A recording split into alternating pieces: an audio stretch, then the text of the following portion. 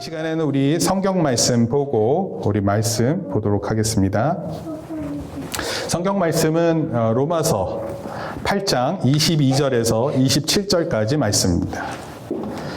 이제 이 앞에 화면을 통해서 성경도 보시고 성경책도 한번 펴보실까요?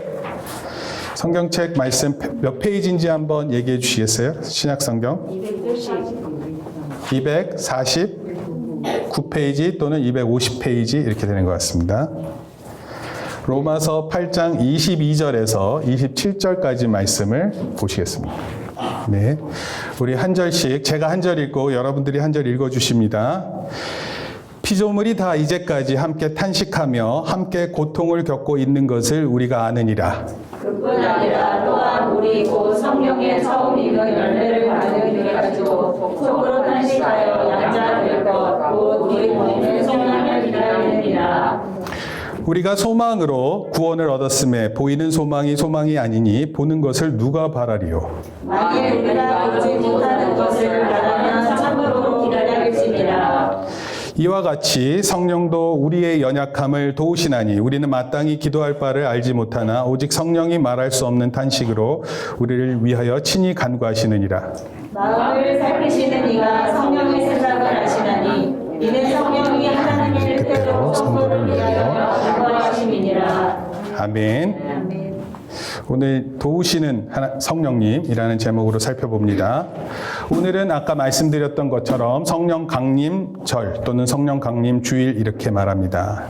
사도행전 2장에 성령 강림 사건이 나옵니다. 소위 이것을 다른 말로 오순절 성령 강림 이야기 이렇게 표현합니다. 오순절은 50일을 의미합니다. 예수님 승천하신 후 승천하신 다음에 예수님 부활 후 승천하시고 10일이 지난 50일째 되던 날에 성령님께서 강림한 이야기입니다. 예수님께서는 제자들에게 십자가를 지시기 전에 성령에 대해서 말씀했어요. 한번 요한복음 14장 16절 읽겠습니다. 시작. 그가 또 다른 보혜사를 너에게 주사 영원토록 너희와 함께 있게 하리니. 예수님은 하늘나라로 올라가셨지만 그러나 예수님께서 하나님께서 약속하신 바 성령님이 오시겠다 약속하셨어요. 그리고 이 성령님은 여기서는 어떻게 표현했냐면 한번 따라합시다. 보혜사. 그리고 이것은 영어로 카운셀러라는 뜻이에요. 그래서 우리 옆에서 상담하신다.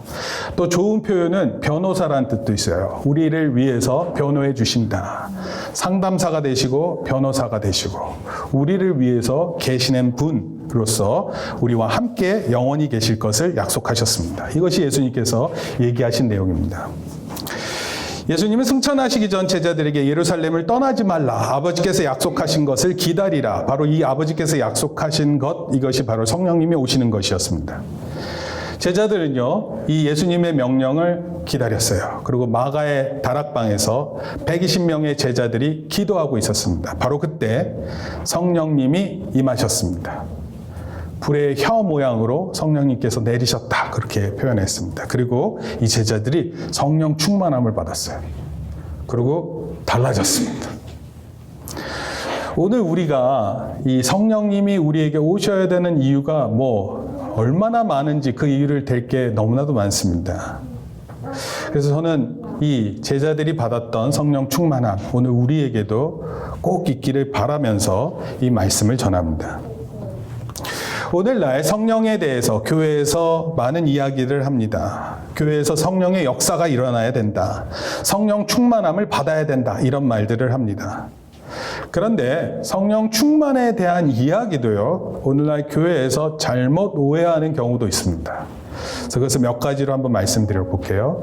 먼저는 성령을 받는다는 것이 마치 자신이 마음먹은 대로 성령님을 부려먹을 수 있다 이렇게 생각하는 경우입니다. 이것은 매우 잘못된 것입니다.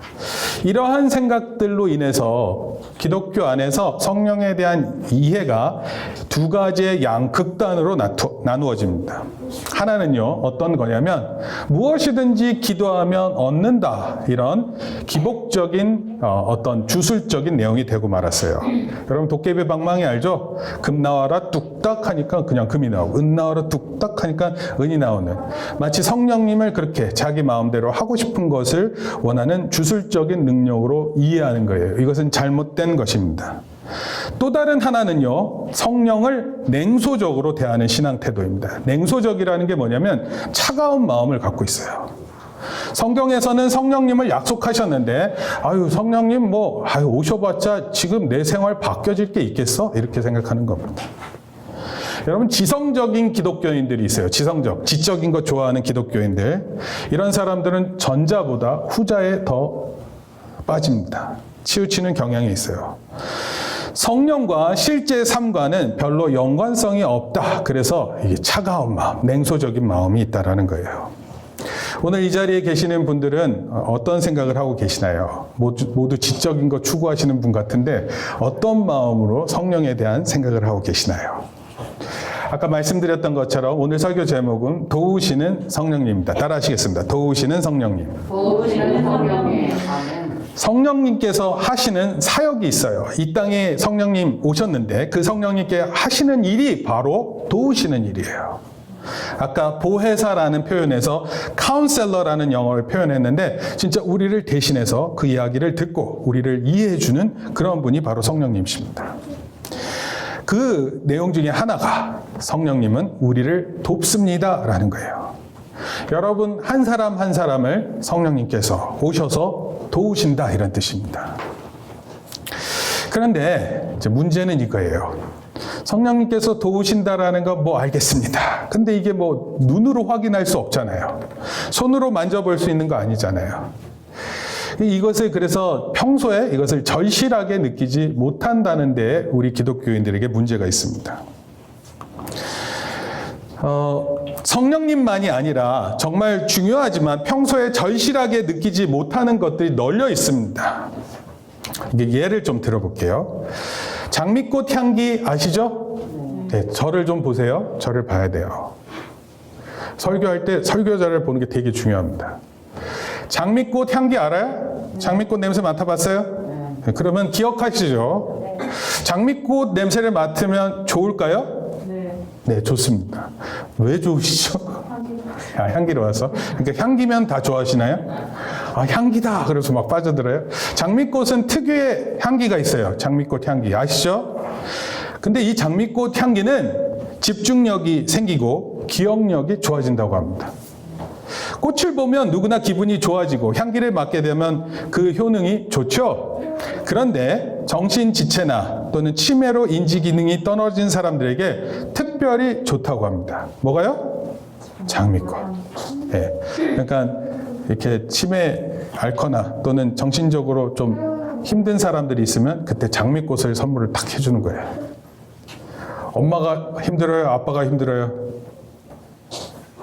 둘 다 안 힘들어요?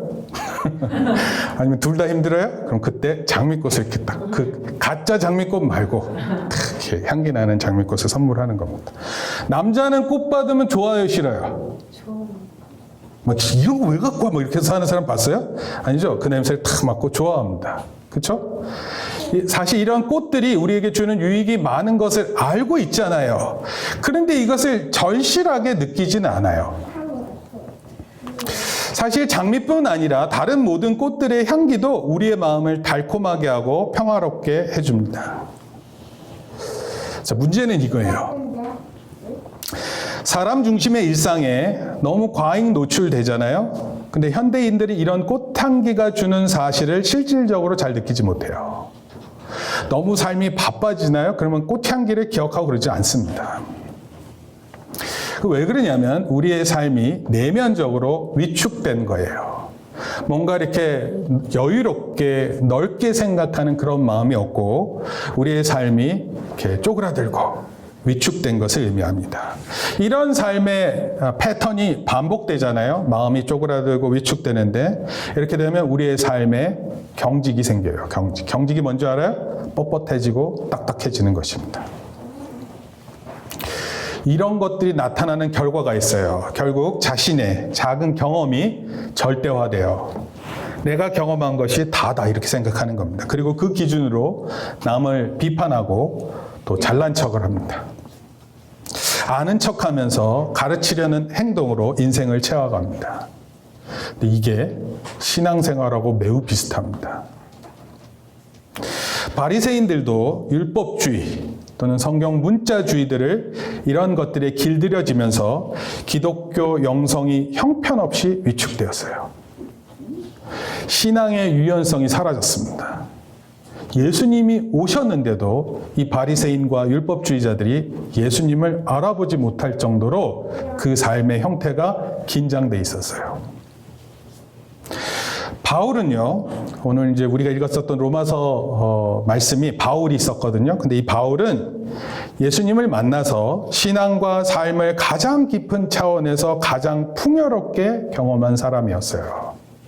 그래서 이러한 성경의 내용들을 기록했습니다. 여러분, 그 가장 깊은 차원의 그 하나님과의 경험을 통해서 말하려고 하는 것이 바로 오늘 우리가 본문으로 정했고 또 제목이기도 한 거예요. 그것이 뭐냐면 성령님께서 우리를 도우신다, 이것입니다. 우리의 긴장된 삶, 우리의 위축된 삶에 성령님이 너희를 돕는다, 이것을 말하고 있는 거예요. 그래서 우리 8장 26절 말씀인데 같이 한번 읽겠습니다. 시작. 이와 같이 성령도 우리의 연약함을 도우시나니 우리는 마땅히 기도할 바를 알지 못하나 오직 성령이 말할 수 없는 탄식으로 우리를 위하여 친히 간구하시느니라. 여기서 돕는다는 뜻은 무슨 뜻이냐면 우리를 위해서 친히 기도하신다, 이런 뜻이에요. 우리의 모습을 볼 때 우리가 기도 잘하는 것처럼 보일지 모르겠지만 사실은 우리가 기도가 허점이 너무 많은 거예요. 근데 그것을 우리 성령님께서 대신 기도해 주신다. 성령님이 우리의 연약함을 돕는다는 말이 구체적으로 무슨 뜻일까요? 그것을 오늘 제가 알려드리려고 하는 게 핵심 내용입니다. 눈에 보이지도 않고 손으로 만져지지도 않는 성령님께서 우리를 어떻게 돕는다는 말입니까? 혹시 성령님께서 마술을 부리는 걸까요? 말로 표현할 수 없는 탄식으로 우리를 위해 친히 간구하신다는 게 무슨 뜻입니까? 이것을 제가 두 가지로 살펴봅니다. 첫째, 읽겠습니다. 시작. 성령님은 우리의 연약함을 모르고 때 우리를 도우십니다. 여러분 어때요? 여러분들은 이렇게 연약합니까? 강합니까?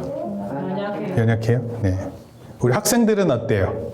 내가 약해요? 강해요? 약한 것 같아요? 강한 것 같아요? 네. 우리 권사님 대신 대답해 주시는데 학생들은 어떻습니까? 학교가 막 강해요? 약합니까?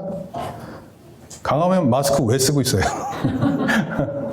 우리 약하죠? 약하지 않나요? 선생님이 학교에서 한번 혼내잖아요? 그러면 얼마나 애들이 약해집니까? 그렇죠? 한번 단체로 혼나봐요. 얼마나 약해지나요? 친구가 옆에서 핀잔을 주는 거예요. 야, 그게 뭐냐? 선생님이 질문했는데 대답을 어리버리하게 했더니 친구가 옆에서 야, 그딴 대답 왜 해? 하면서 이렇게 핀잔을 주면 사람이 확 위축되죠? 네, 혹시 이렇게 잘하는 분들이 있어요? 친구들이 이렇게 옆에서 이렇게 기죽이고? 어떤지는 잘 모르겠지만 우리는 조그만 이야기 하나에 우리의 마음이 확 이렇게 쪼그라들고 그러는 것이 우리의 모습입니다. 그런데 성령님은 우리의 연약함을 모르고 살고 있을 때 우리를 도우신다라는 것입니다. 우리를 위해 탄식하고 기도하신다는 성령님을 알기 위해 먼저 우리의 연약함에 대해서 좀 생각해야 돼요. 그 연약함 중에 이런 질문이 돼요. 여러분들은 무엇을 기도할지에 대해 잘 알까요? 모를까요? 여러분, 기도 잘하는 사람들이 있어요. 기도 잘합니다. 그 기도 오래 하는 사람이 있어요. 과연 하나님 앞에서 기도할 때 그 기도의 내용을 잘 알면서 기도하고 있는 걸까요? 제가 좀 예를 들어볼게요. 만약 내가 한 달밖에 살지 못해요. 그러면 한 달밖에 살지 못한다는 아는 순간 우리의 한 달의 삶을 어떻게 계획 없이 살 것 같으세요? 아니요. 굉장히 알차게 살 겁니다. 만나야 될 사람들을 계획 짜고 가봐야 될 곳을 계획하고 먹고 싶은 것을 계획하고 여러 가지 계획할 것 같아요. 전에는 해보지 않았던 것을 해보려고 하는 그런 마음이 생깁니다. 그런데 이 남은 삶의 시간이 한 달이 아니라 50년이 남았어요. 또는 40년이 남았습니다. 아니 30년이 남았어요. 20년, 10년. 그럼 이때는 반응이 달라져요. 마치 자기가 영원히 살 것처럼 자신의 일에 빠져서 자신의 마음대로 살아가게 되는 겁니다. 여러분, 우리가 기도한다고 하는데 우리가 만약에 이런 30일밖에 살지 못한다는 것을 생각할 때 기도랑 영원히 살 것 같이 착각하는 삶 가운데에서 기도랑 차원이 달라요. 다릅니다. 인간이 처한 가장 실존은 뭐냐면, 우리에게 있어 가장 구체적인 문제는 뭐냐면 죽음이라는 것이에요. 죽음. 이 죽음은 우리에게 다가오고 있는 일이에요. 우리가 피할 수 있는 그런 게 아닙니다. 우리가 지금 분명히 살아있지만 언젠가는 죽게 된다라는 사실이에요. 그래서 누군가 이런 말을 했어요. 우리는 실제로 죽기 전에도 죽음을 그림자처럼 안고 살아가는 존재다, 이렇게 표현했어요. 죽음을 그림자처럼 안고 다닌다. 여러분, 이 세상 가장 부유한 사람이라도 생명을 충만히 누리는 게 아니에요. 하나님께서 정하신 바 되는 생명을 살다 가는 것입니다. 자신이 곧 죽을 것이라는 사실을 의식적으로, 의식을 생각한다 이런 뜻이에요. 무의식적으로 잘 모른다 이런 뜻입니다. 그런 가운데 알고 있기 때문에 사도 바울이 8장 22절을 통해 말하고 있어요. 그리고 그것을 탄식이라 이렇게 표현했습니다. 한번 읽어보겠습니다. 시작. 피조물이 다 이제까지 함께 탄식하며 함께 고통을 겪고 있는 것을 우리가 아느니라. 여러분, 피조물들에게는 생명이 한정됐다라는 것, 죽음이 다가온다라는 것이 탄식함의 근원이 되는 거예요. 죽으면 아이고 아이고 이러죠. 네. 네, 뭐 그게 영어로 아이고가 영어로가 아니라 한글인데 그 이제 애통해하는 탄식함이라 이런 뜻입니다. 아, 영어로 들으셨구나 다들.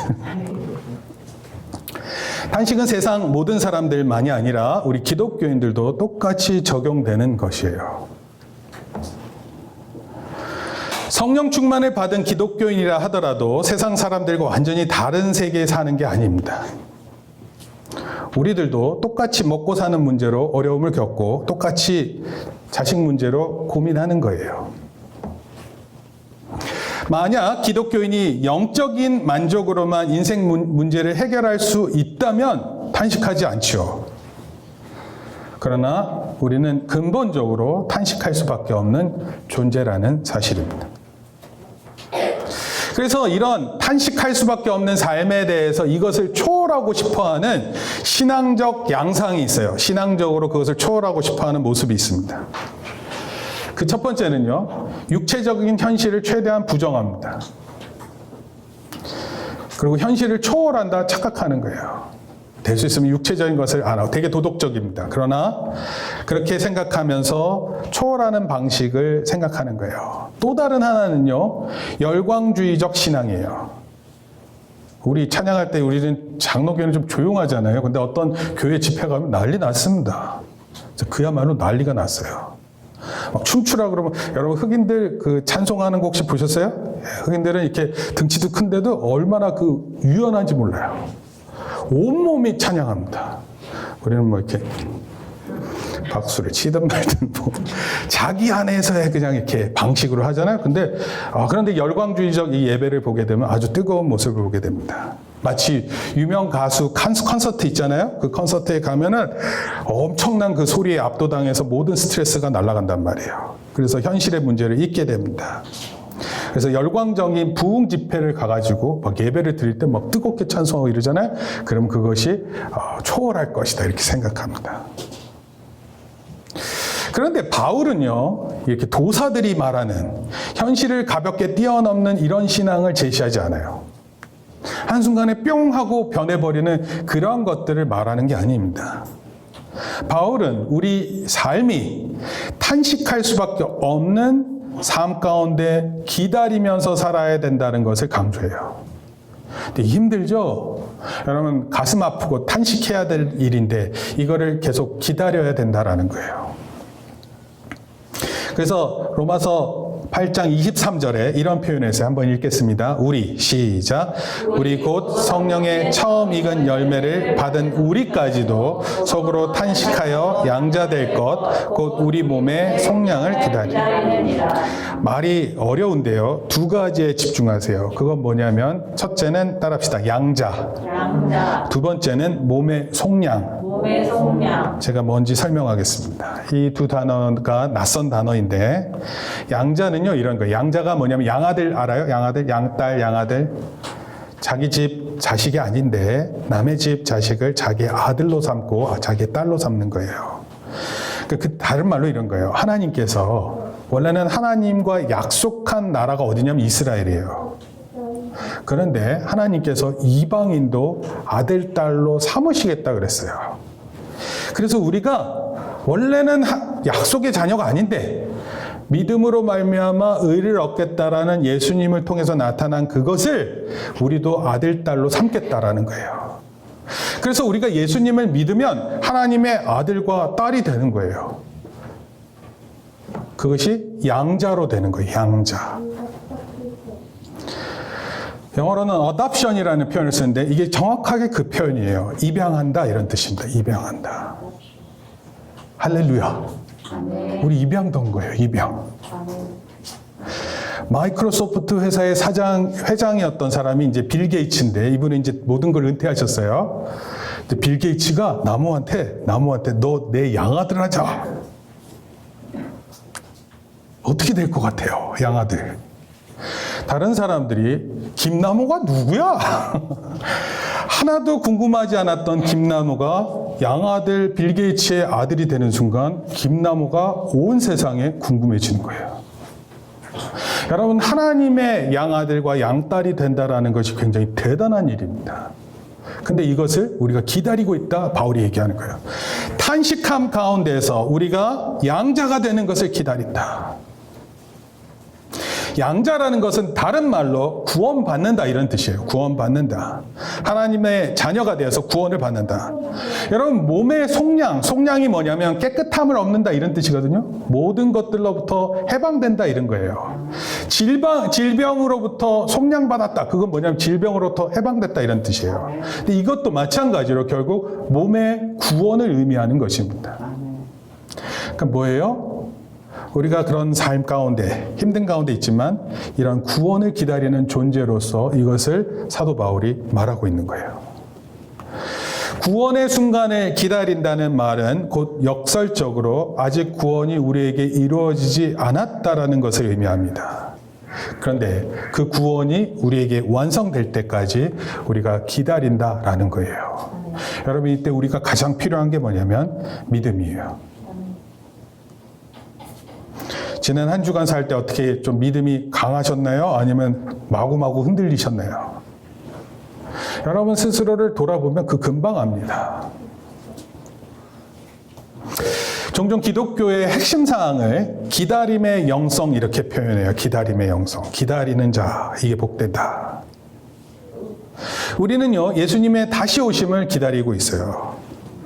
근데 그때까지 우리는 마음으로 탄식할 수밖에 없는 삶 가운데 있다라는 거예요. 여러분, 종말과 현재 사이에 놓인 큰 간격을 건너뛸 수 없어요. 그래서 우리에게 다가오는 현실적 삶을 우리는 그저 마주쳐야 됩니다. 어떤 경우에는 그게 기쁨도 있지만 어떤 경우에는 고통이 수반돼요. 그래서 그 고통을 그대로 마주쳐야 될 때가 있습니다. 여러분 주변에 혹시 힘들어하는 사람 있어요?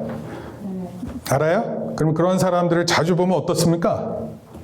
나도 마음이 힘들어요. 그게 우리 사람의 모습입니다. 그 고통을 때로는 이렇게 받아들여야 되고 사도 바울은 그런 가운데 성령님이 우리를 도우신다 말씀하는 거예요. 만약에 종말에 구원받는 일이 없다고 생각하고 그것에 대한 희망이 없다면 지금 우리 삶의 현실의 원리에 충실하면 돼요. 그냥 내 생각대로 내 경험이 최고다라고 말하면서 내 지식이 제일 중요한 거라고 생각하면서 살아가면 되는 일입니다. 이런 점에서 기독교인들은 실존해서 살아가는 것이 일반 사람들보다 더 고되다 할 수 있어요. 그래서 어떤 때는 이렇게 기독교를 믿을 바에는 차라리 그냥 안 믿어도 되겠다 이런 생각을 하게 되는 겁니다. 많은 기독교인들이 형식적으로만 신앙생활을 하는 이유가 바로 여기에 있어요. 실질적으로 기독교 신앙을 진지하게 대하면 우리 인생이 더 피곤해질지도 몰라 이렇게 무의식적으로 영향을 받고 있습니다. 여러분 바로 이때 사도 바울이 얘기하는 거예요. 성령님께서 우리의 연약함을 돕는다. 제가 이 예를 하나 들게요. 이 예를 생각했습니다. 어느 집 딸에 걱정거리가 생겼습니다. 그런데 아무한테도 얘기 안 하고 있어요. 그리고 혼자서 도저히 해결할 수 없는 문제를 안고 살아가는 거예요. 혼자서 고민하다 보니까 밤맛도 이렇습니다. 얼굴에 걱정이 가득해요. 하루 종일 걱정하고 삽니다. 이런 딸, 어디서 좀 보셨나요? 이런 딸? 그런데 다행스럽게도 엄마가 그 딸의 걱정을 알고 있어요. 그리고 엄마가 아빠한테 여보, 얘 이거 걱정하는데 당신이 좀 해결해줘. 이렇게 부탁했습니다. 그런데 이 얘기를 딸이 들었어요. 아, 엄마가 알고 있었구나. 그리고 아빠한테 이거 다 해결해달라고 얘기를 한 거예요. 그 딸이 이걸 들었어요. 그러면 중요한 거예요. 그러면 그 다음에 딸이 어떻게 될까요? 그 다음 딸이 어떻게 할 것 같아요? 하루 종일 걱정하고 밥맛도 없고 뭐 이렇게 지내다가 이 내 마음을 누군가 알고 그것을 또 아빠한테 얘기해서 엄마가 알고 아빠한테 얘기해서 이 모든 것을 해결해 주겠다라는 얘기를 들었어요. 어떻게 해야 돼요? 어떻게 해야 됩니까? 어떻게 해야 돼요? 어떡합니까? 어떻게 할 것 같아요? 민서, 딸, 아빠가 해결해 준대. 어떻게 할 것 같아요? 아빠 고마워. 뭐 이럴 거예요? 어떻게 할 거예요? 너 딸이었으면 어떡할래? 너 집에 하나밖에 없으니까 너 딸, 아들 다 되는 거야. 딸이라고 생각하고 행동해보세요. 어떻게 할 것 같아요? 아빠가 만약에 해결해 준대. 그럼 어떻게 할 것 같아요? 뭐라고 얘기할 것 같아요? 고맙다고 말할 것 같아요. 고맙다고 전해주세요. 뭐 이런 거예요? 여러분들이 그렇게 알아서 두 가지 모습이 있을 수 있어요. 첫째는 더 이상 그 고민을 고민하지 않는 거예요. 왜? 왜 그래요? 아빠가 다 해결해 줄 것을 알기 때문에요. 왜냐하면 엄마의 부탁으로 아빠가 그 문제를 해결해 주신다고 믿고 있기 때문이에요. 그러면 그때 그 걱정이 사라져요, 안 사라져요? 사라지죠. 그러니까 저는 이게 고민이에요. 잘 들어보세요. 우리가 성령님께서 우리를 위해서 하나님께 간구해 주신다는 사실을 확신할 수만 있다면 비록 탄식할 수밖에 없는 현재의 삶 가운데서라도 이전과는 전혀 다른 삶을 살 수 있다는 거예요. 그러니까 이걸 모르면 그냥 평생 걱정하고 살면 돼요. 근데 이것을 누군가가 도우시고 계시는구나. 이걸 안다면, 그리고 하나님께서 내 모든 문제를 알고 계시는구나. 그리고 하나님께서 나를 도와주시는구나. 그러면 그때는 전혀 다른 생각을 해야 되는 거 아니에요. 여러분 이 사실을 확신하시나요? 그런 경험이 혹시 있으세요? 내가 그렇게 믿었더니 하나님께서 나를 도우심을 제가 깨달았습니다.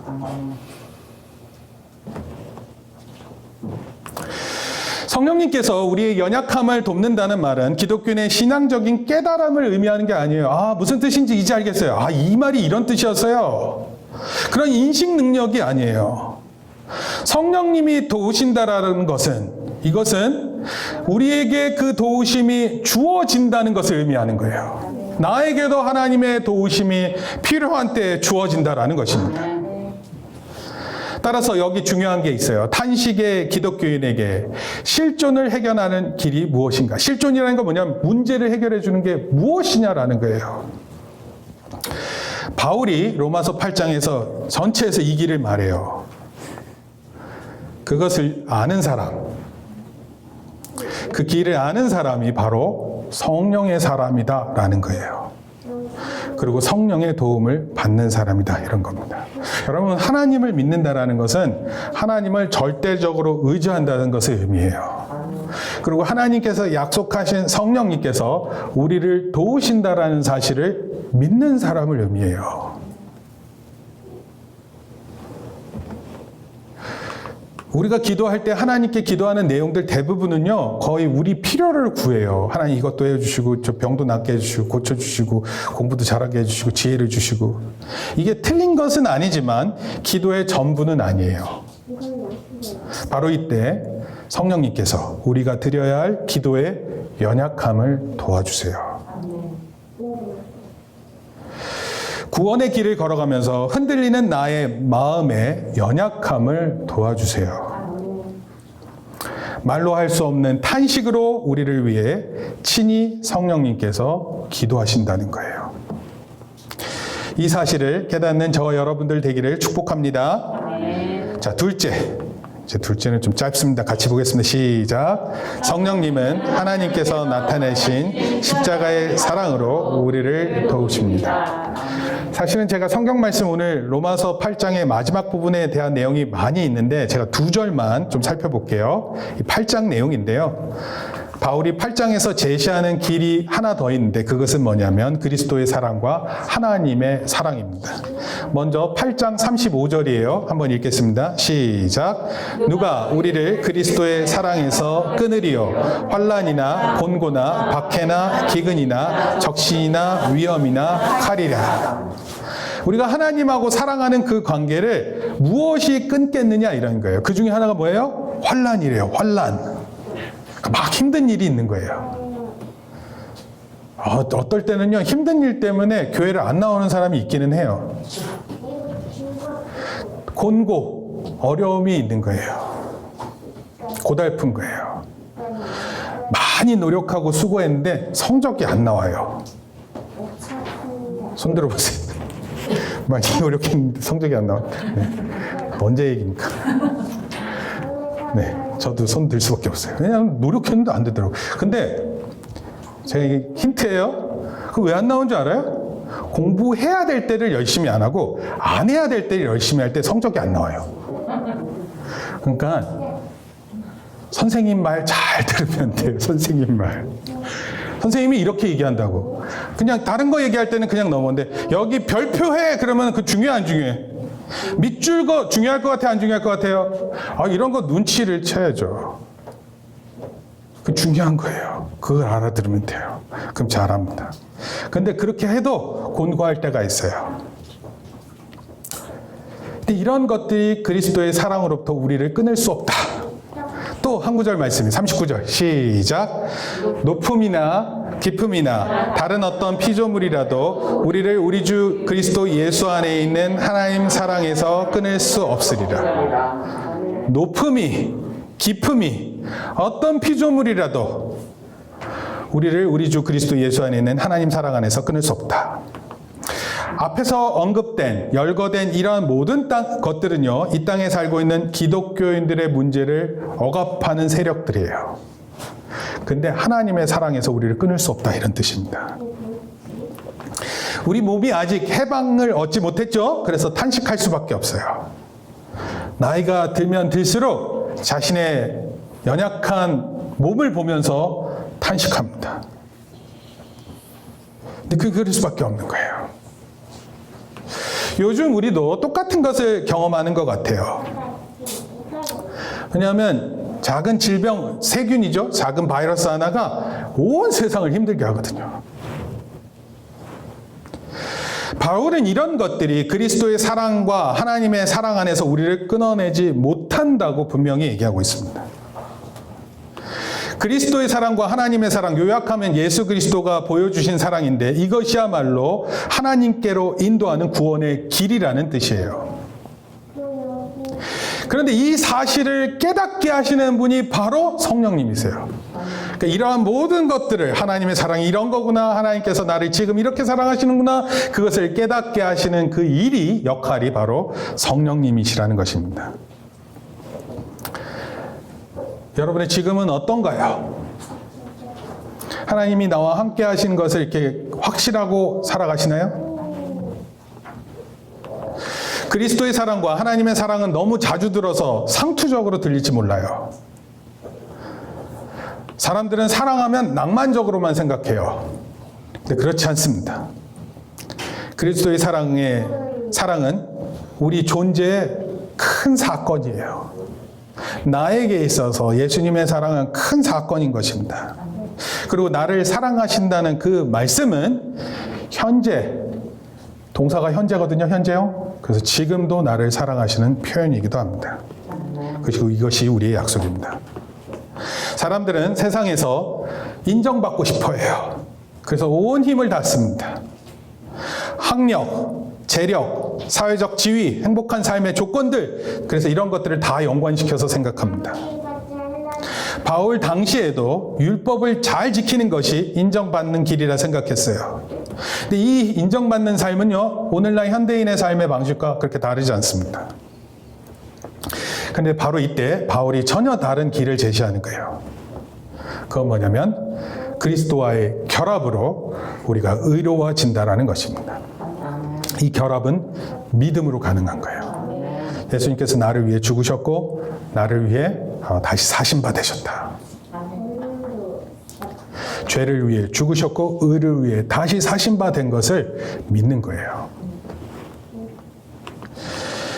그것은 왜냐하면 예수님 안에 있는 생명의 법이 죄와 죽음의 법에서 우리를 해방시켰기 때문에 그래요. 이것이 로마서 8장의 핵심적인 내용입니다.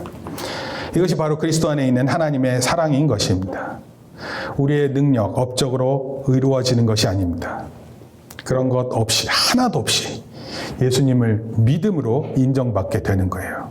얼마나 좋습니까? 여러분 쉽죠? 예수님 믿으면 돼요. 예수님 믿으면 여러분 어떤 인정보다 하나님으로부터 큰 인정을 받습니다. 그것을 그리스도 안에 있는 하나님의 사랑이라 이렇게 표현합니다. 이게 잘 받아들여지지 않죠? 그런가 보다 하는 정도로 생각할 수 있습니다. 행여라도 저한테 목사님은 그런 거 좀 잘 알고 계세요? 이렇게 질문하실 수 있을 것 같아요. 그래서 질문을 한다고 제가 스스로 생각을 하고 제가 두 가지로 말씀드릴게요. 예수님 믿고 나서 목사님은 어떻게 바뀌셨나요? 제가 두 가지로 말씀드립니다.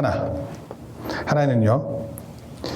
예전에는 사람을 외모로 평가했습니다. 또는 성적으로 봤어요. 야, 누가 잘하는구나, 누가 못하는구나. 이 두 가지가 잘 됐대요. 외모도 좋고 성적도 좋고. 그러면 그런 사람은 인정하고 그렇지 않은 사람은 쉽게 무시했습니다. 목사님 어떻게 잘 무시하고 살았을 것 같아요? 안 무시하고 살았을 것 같아요? 다 웬만한 사람들은 우습게 생각했습니다. 죄송합니다, 권사님. 그렇게 살았었는데 어느 순간 예수님을 통해서 사람을 보기 시작했어요. 하나님께서 창조하신 사람들이라고 생각하고 그 사람을 대하기 시작했습니다.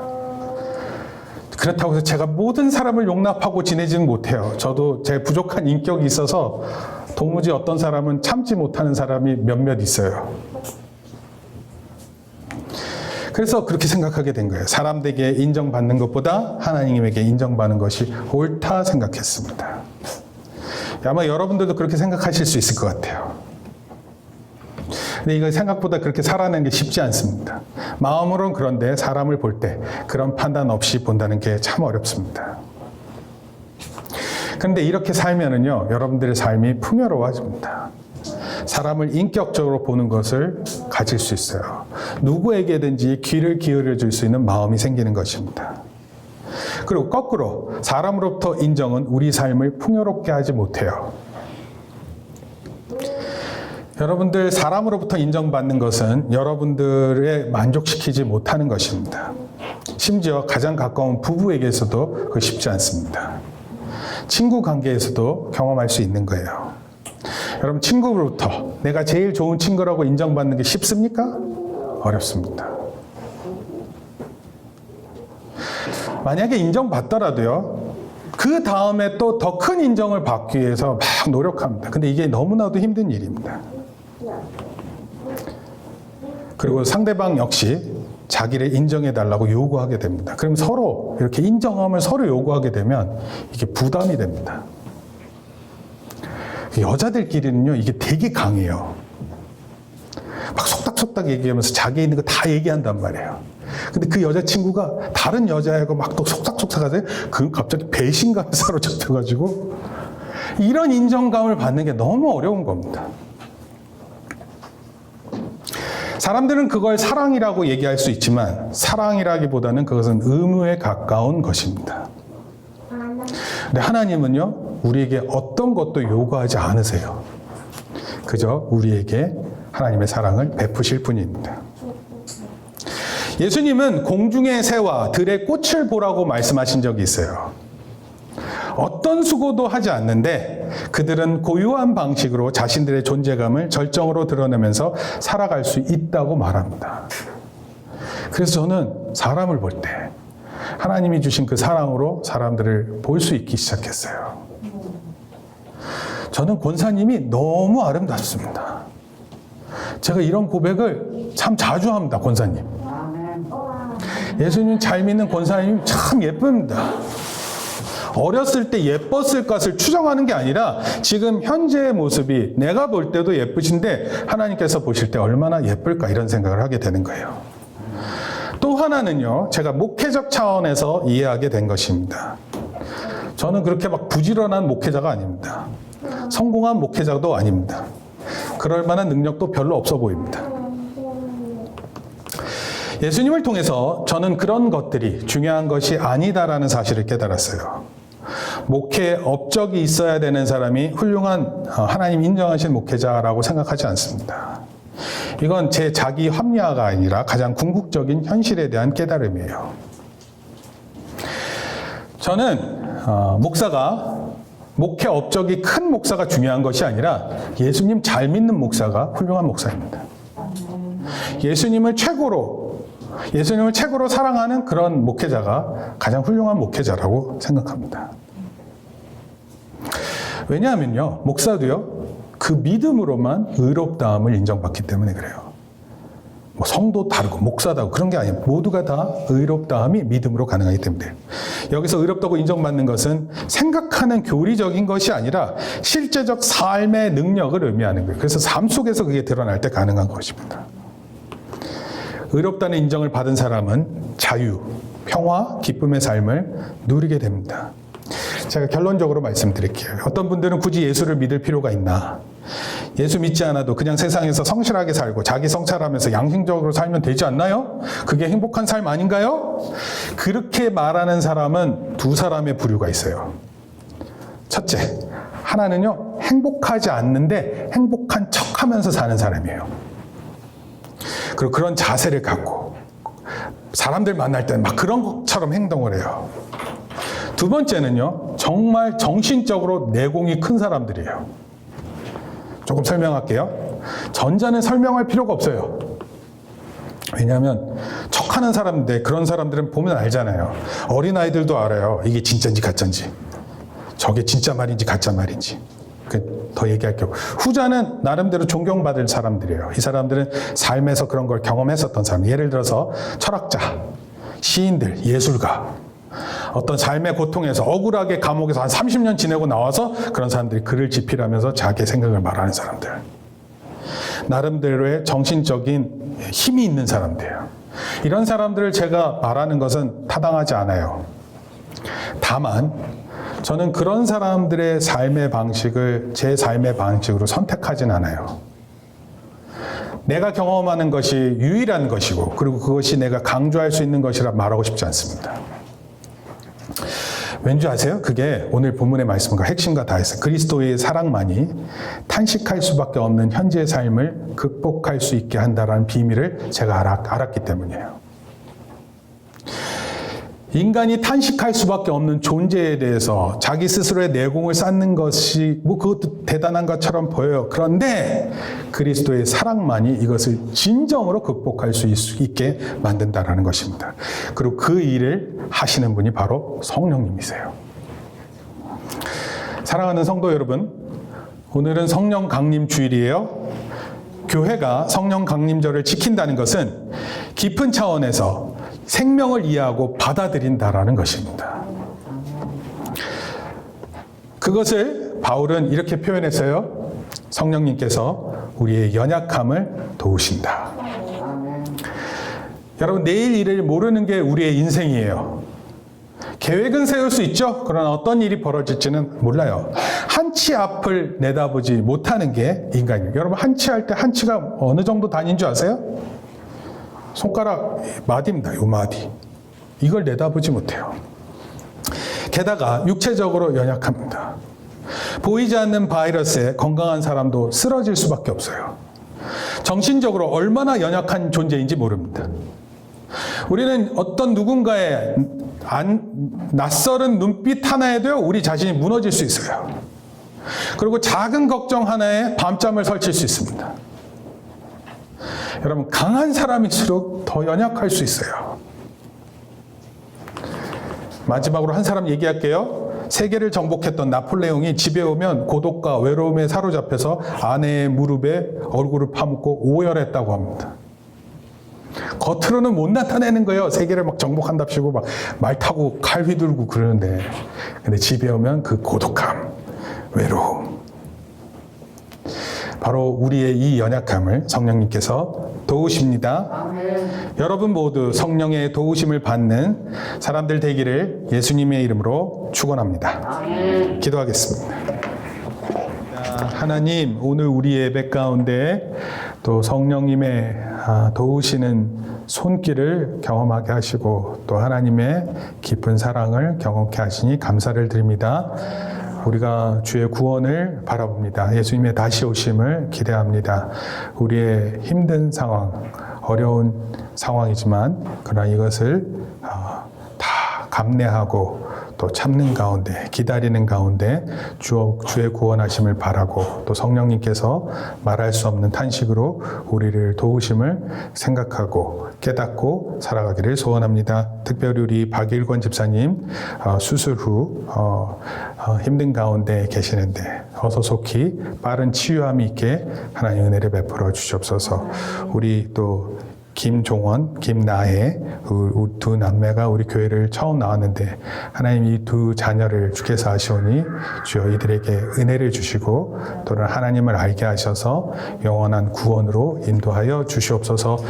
이제는 우리 주 예수 그리스도의 은혜와 하나님 아버지의 크신 사랑과 성령님의 감화 감동 교통하심이 이제 성령 강림의 날을 기억하며 우리를 성령께서 오늘도 우리를 도우시는 줄 믿고 돌아가는 성도들 머리 위에 이제부터 영원토록 함께 있을지어다. 아멘. 우리 박수로 하나님께 영광 드립니다.